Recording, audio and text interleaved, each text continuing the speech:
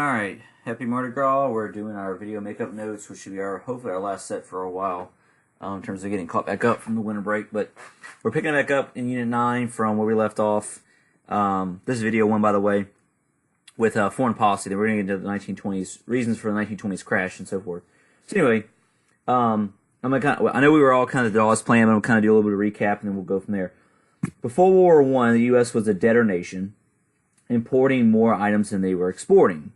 Then, after World War I, we emerged as a creditor nation, having lent over $10 billion, with a B, to allies. Harding and Coolidge insisted Britain and France pay back every penny. And this is one of the issues you have in the 1920s, is that these two presidents insisted to be paid back immediately on top of having high tariffs. Britain and France complained because of losses during the war, as well as high U.S. tariffs after the war. Germany also owed over $30 billion to Britain and France, and they were bankrupt, an even worse situation than Britain and France. Also had high inflation. So basically you had a situation where, everybody wants their money back, but there's just no really way to do it. So a plan's developed called the Dawes Plan, not to be confused with the Dawes Act, by a man named Charles Dawes, who's originally a banker, but then becomes the vice president under Coolidge during Coolidge's second term.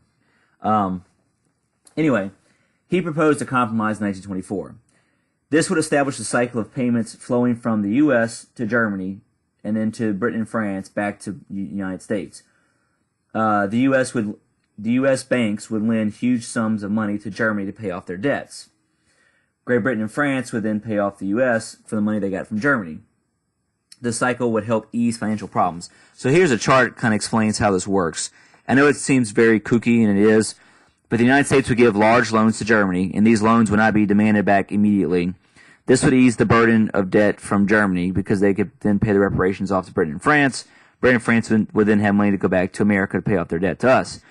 So the money is just cycling. So it doesn't seem like it's effective, but it is in some degree, because what's happening is that when the money cycles like this, Germany is getting itself out of debt, Britain and France is getting itself out of debt, and so any money they make from that point onward then just becomes profit for their own improvements of their own country, which can then slowly move them to start getting better.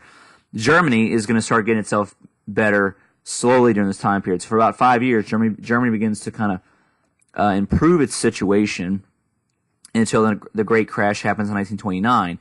So things seem to be at least getting a little bit better, but in the meantime, America's not really making money. So off this deal, because the money's just cycling, we're not really making any profits off of this, which is going to be one of the issues for the Great Depression later on. It's a great idea, but it's not going to be a long-term solution, and it's going to hurt us on top of everything else during this time period in terms of debt and so forth.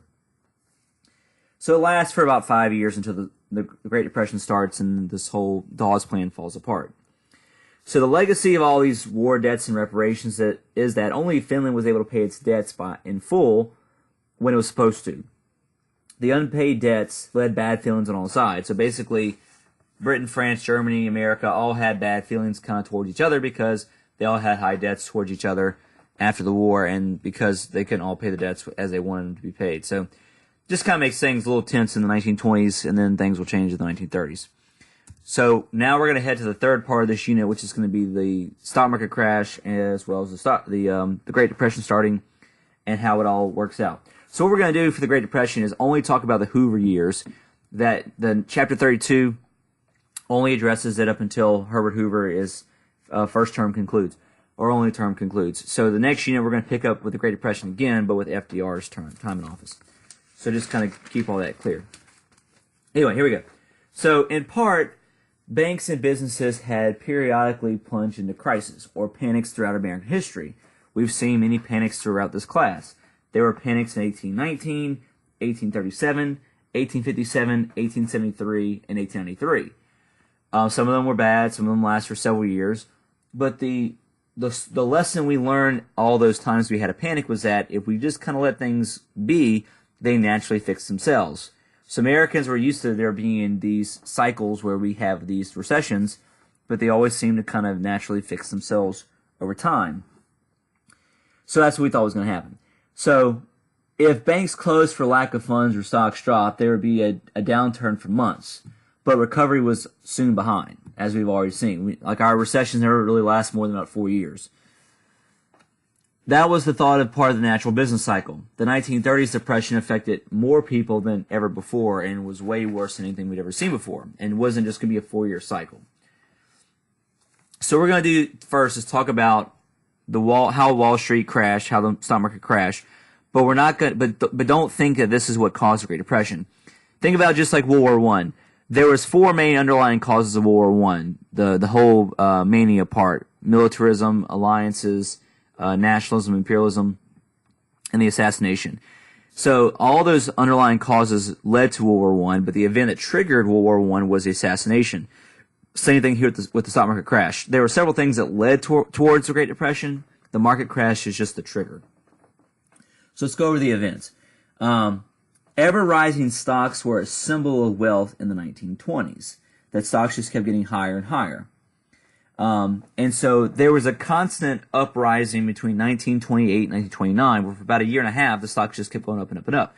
Everybody thought this was just a symbol of constant prosperity, when in reality, a lot of this was on the bubble. And we're going to talk about this more in a minute, but essentially, that a lot of the prosperity we had during the 1920s was very disproportionate. It was false. But we'll come back to that in a few minutes with the causes of the crash. For now, we're just talking about the Wall Street crash. So anyway, basically in that short period of time, investors could put their money in the stock market and double their money. So it made a lot of people put their money in the stock market thinking that, oh, my money's guaranteed to make money. So you have a lot of average people, and this is where you get into trouble.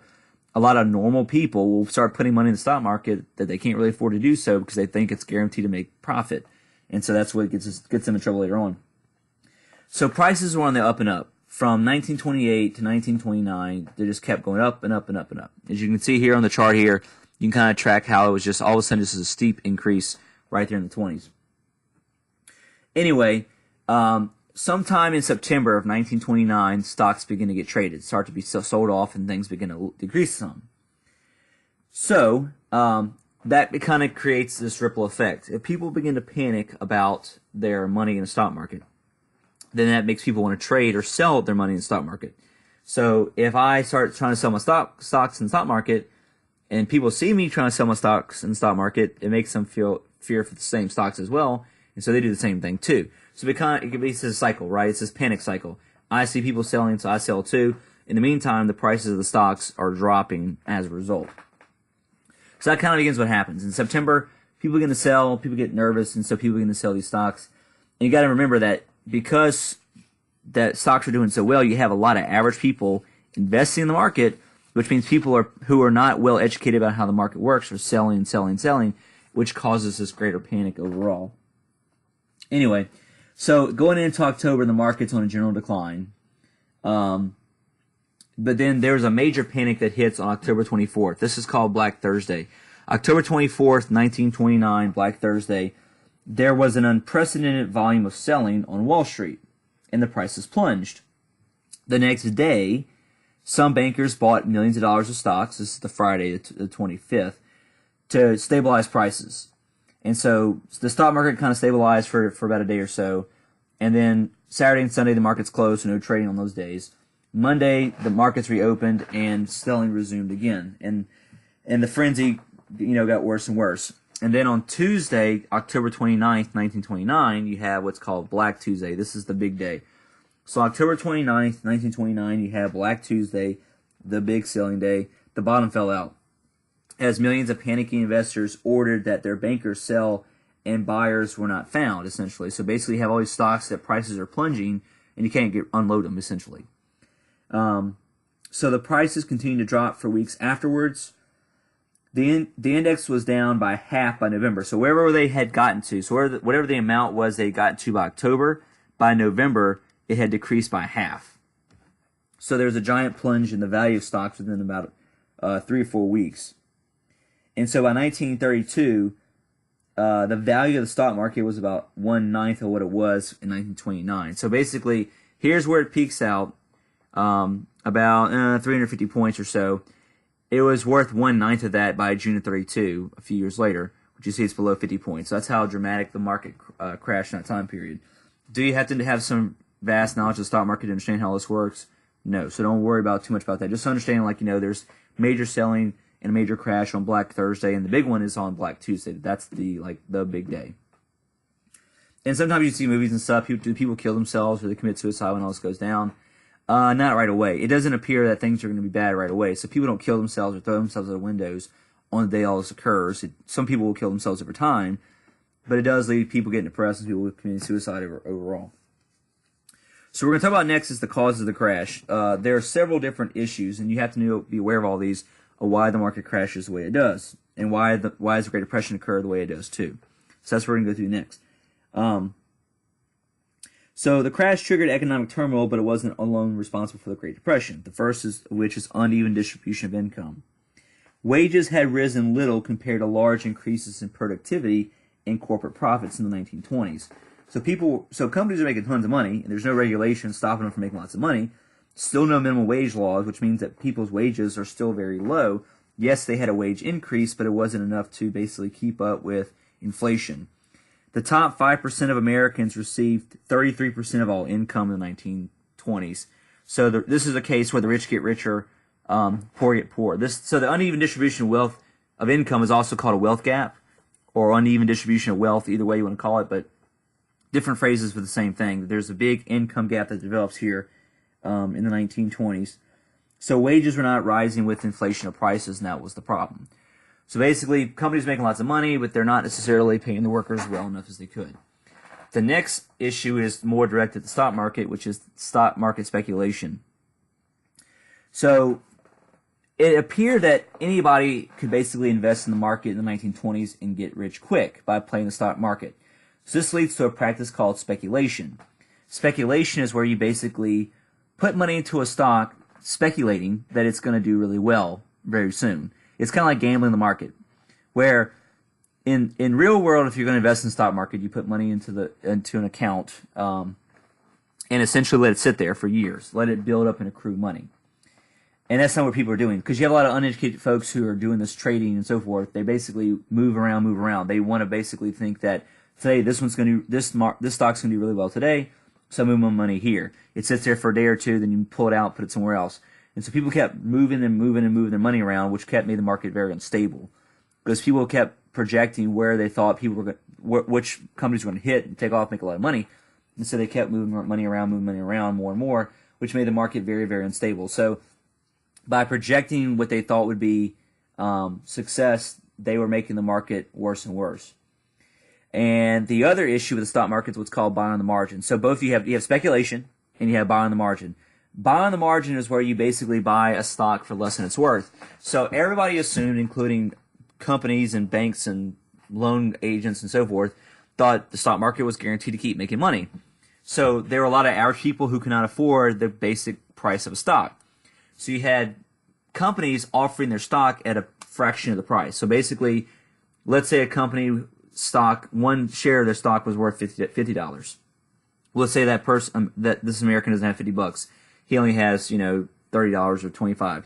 So he pays a fraction of the cost. He can pay like $10 on a $50 stock to basically buy it, but then he borrows the rest of the money to pay off the remainder. So he only spent $10 to buy one share of the stock, but then he borrows $40 from a bank or some kind of loan agency to basically cover the rest, because he thought, well, it's guaranteed that it's going to make money. Eventually, this stock will be worth more than $50. I'll make the $40 back, and I'll be able to pay off the company, and then from that point onward, I'll just make more money.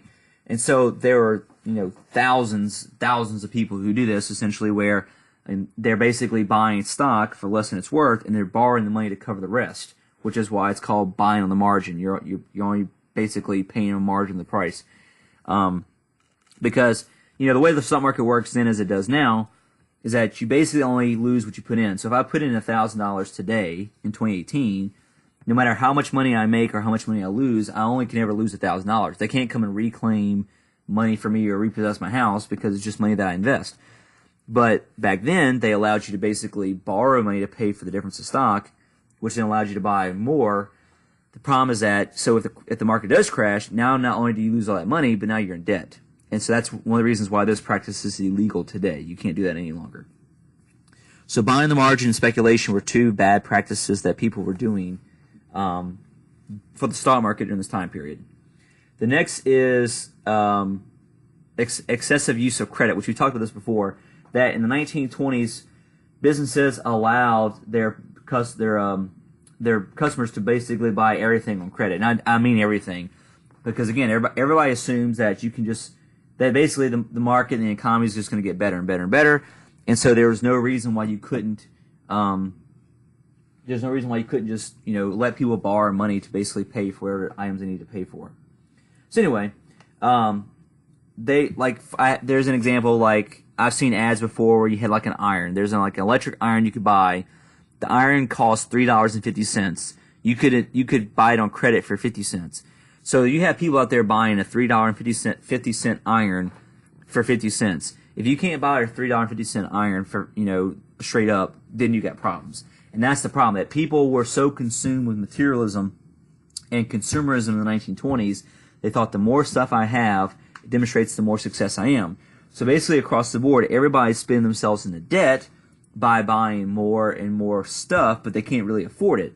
And so they buy refrigerators, they buy cars, they buy appliances on credit, and then when the bills come, lo and behold, they can't pay it. And that's what gets us the problem. So consumers' businesses believed the boom was permanent, and this led to installment buying.